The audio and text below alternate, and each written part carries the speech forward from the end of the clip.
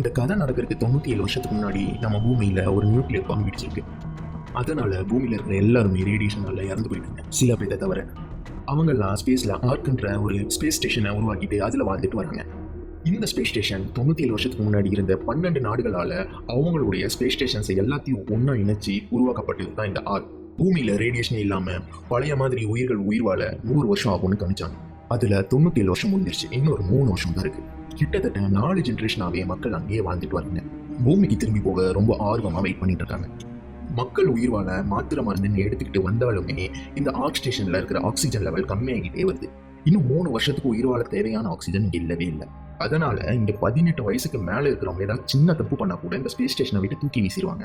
ஏன்னா அவங்க உயிர் வாழ்றதுக்கு தேவையான ஆக்சிஜன் மற்றவங்களுக்கு யூஸ் ஆகும்ல. அது மட்டும் இல்லாம அவங்களுக்கு பசங்க யாராச்சும் இருந்தா அவங்களையும் ஜெயில் கைதிங்க மாதிரி அடைச்சு வச்சிருவாங்க. இந்த ஸ்டோரியில வர எல்லா கேரக்டரும் அவங்க நல்லவங்களா கெட்டவங்களானே நம்மளால சொல்லவே முடியாதுங்க.